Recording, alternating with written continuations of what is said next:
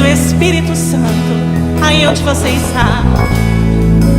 Presença que nos cura, que nos liberta, que nos traz a certeza de que tudo vai ficar bem.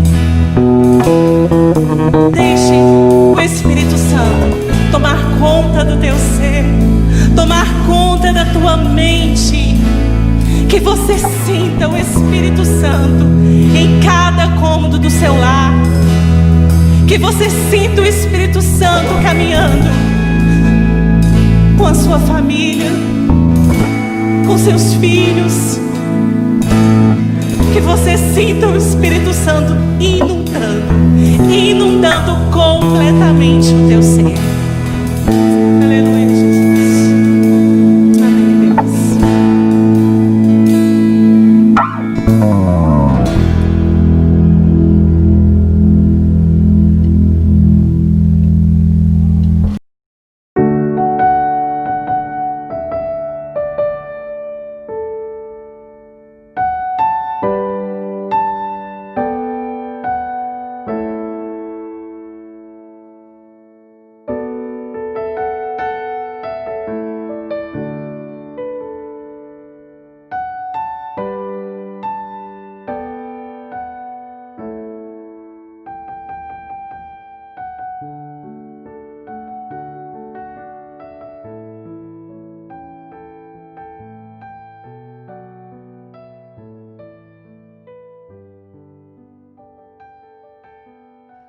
Bom dia, amados, ou boa noite, graça e paz.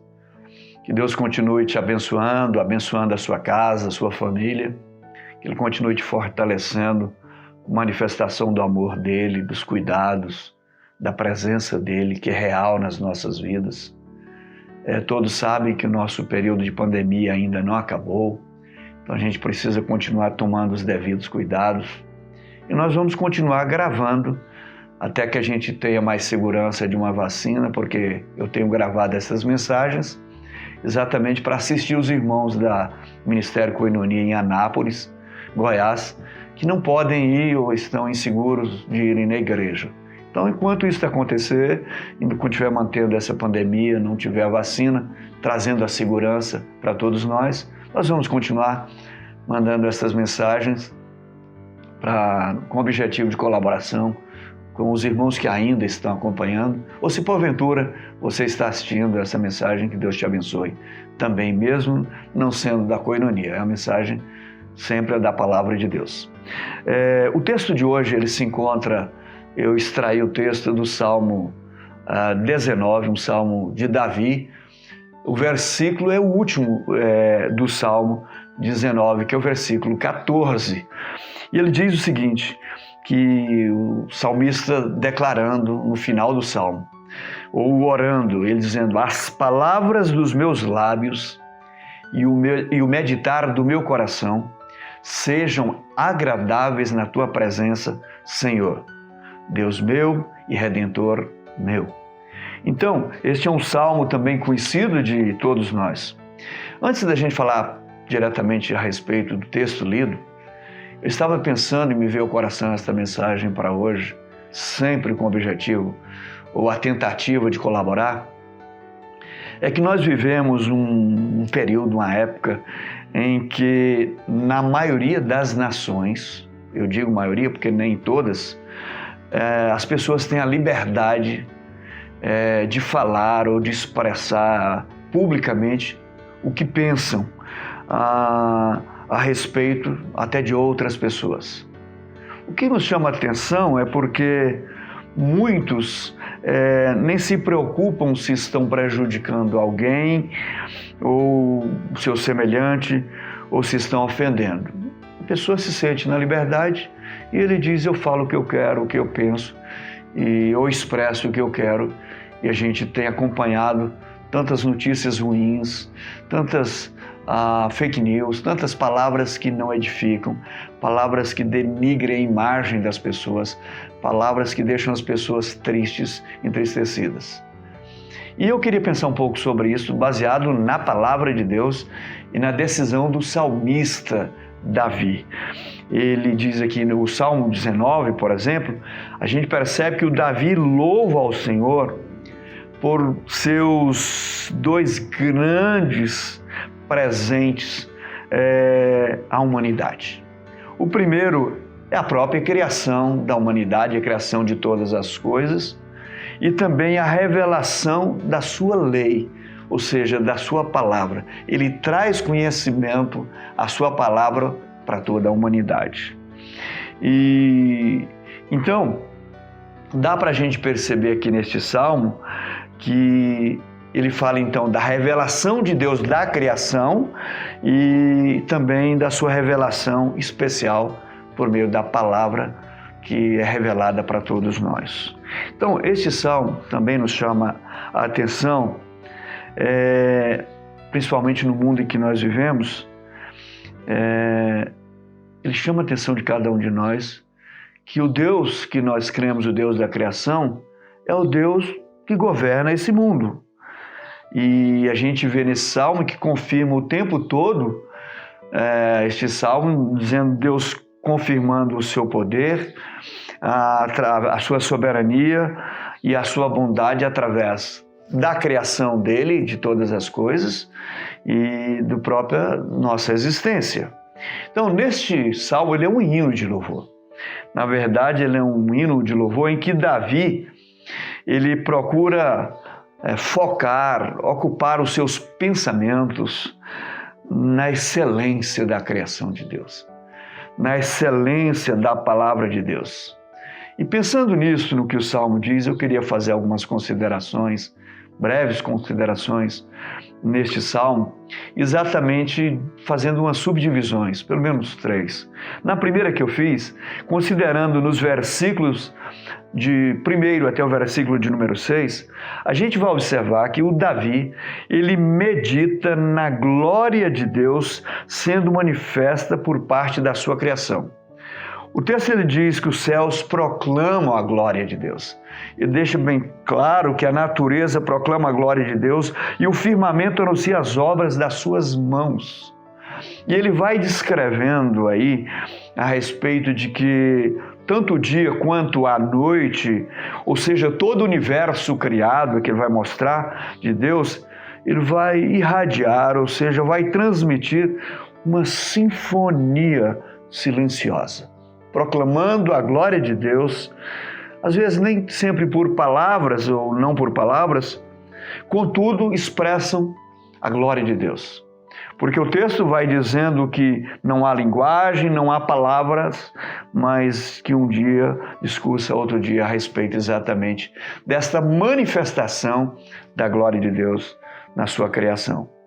E aí quando a gente vai caminhando nesse texto, ele vai dizendo que as palavras são até os confins do mundo, em todos os lugares. Eu me lembro de um texto que o apóstolo Paulo chega a dizer que todos nós seremos indesculpáveis perante Deus um dia, porque a própria natureza, os céus vão proclamar e proclamam sempre a glória de Deus. Ninguém pode chegar um dia diante de Deus, porque a Bíblia nos diz também que todos nós teremos que prestar conta diante de Deus, inclusive das nossas palavras. Vão chegar diante de Deus e dizer que não teve conhecimento a respeito da sua existência. É isso que o apóstolo Paulo chega a dizer aos romanos. Então aqui nesse salmo, o salmista Davi vai dando a entender isso também. Eu queria outra consideração que eu consigo observar nos versículos 7, 8 e parte do 9, é que Davi medita na palavra de Deus, ou seja, na sua lei, como uma revelação especial de Deus. Ela é muito especial de Deus. E ele vai nos chamar a atenção porque esta revelação especial de Deus, que é a sua palavra, nos mostra tanto nesse texto quanto tantos outros textos tremendos que existem na Bíblia, nos mostra o poder da palavra de Deus que tem a capacidade de transformar vidas. Transforma vidas daqueles que se submetem à palavra, que procuram caminhar dentro dos princípios estabelecidos pela palavra. Então, ele é capaz de restaurar a vida, restaurar a alma de gente aflita, de gente ferida, de gente que não sabe o que fazer. E quantas histórias reais nós temos de pessoas que foram alcançadas pela graça de Deus na leitura, na meditação da sua palavra. Então, exemplos e mais exemplos. Talvez você seja um desses que já teve essa experiência maravilhosa da palavra. Então, o texto vai nos mostrar que a palavra de Deus restaura a alma do ferido, do aflito, mas também diz que ele dá sabedoria aos simples. E eu queria chamar a atenção que os simples são esses que não usam da maldade humana para se relacionar um com o outro. É gente que procura relacionar com bondade. E esse texto também da palavra aqui diz que a palavra de Deus tem essa capacidade, esse poder de alegrar os corações, de trazer uma alegria em momentos de tristeza, de angústia da alma. É o que restaura e não só restaura, ele promove o contentamento, promove a alegria. E a palavra de Deus vai revelando então toda a sua capacidade do amor de Deus, que chega até Jesus Cristo, que é a maior demonstração do amor de Deus para todos nós. Quando o salmista aqui está chamando a atenção também nos versículos de 10 a 14, a gente percebe que Davi reconhece que só Deus é capaz de suprir as necessidades espirituais.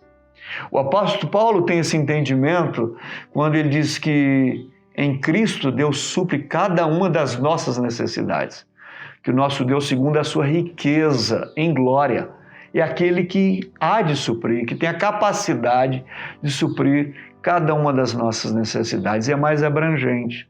Qualquer que seja a necessidade de cada um de nós, Deus se manifesta para suprir as nossas necessidades.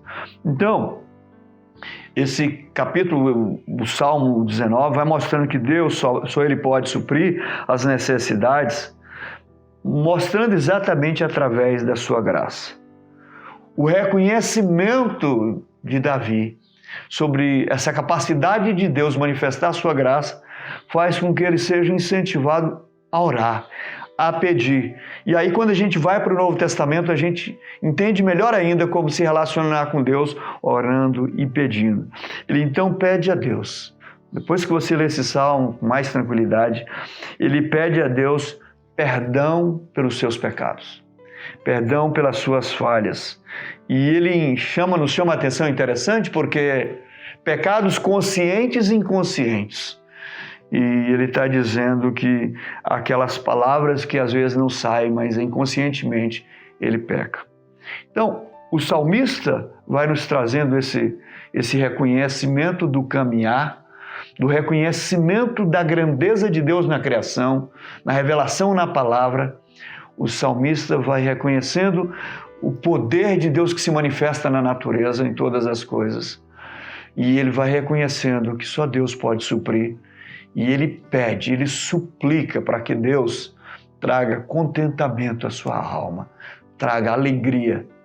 E nós temos a compreensão de que nós fazemos isso por meio de Jesus Cristo. Só Jesus pode trazer alegria, o contentamento na alma de cada um de nós.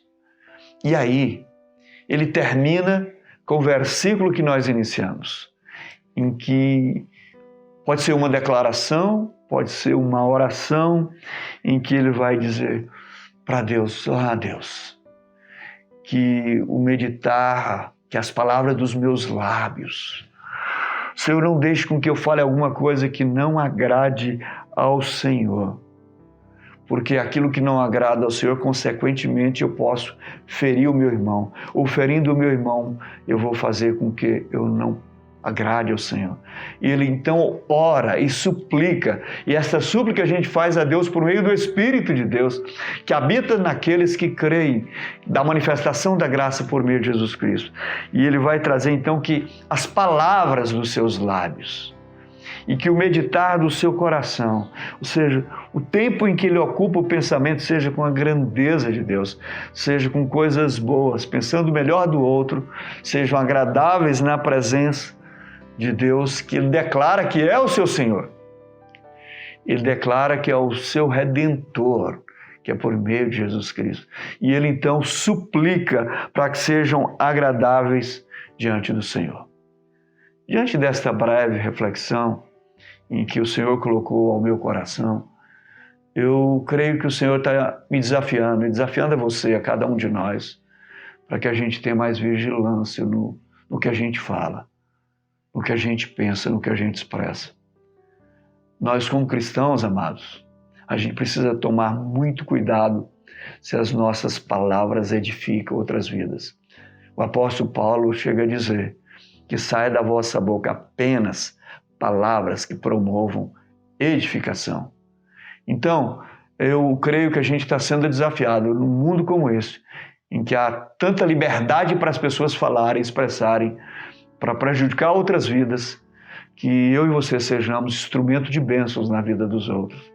E que dos nossos lábios saiam palavras que edificam, que a nossa mente seja ocupada com a grandeza do amor e do poder de Deus por cada um de nós.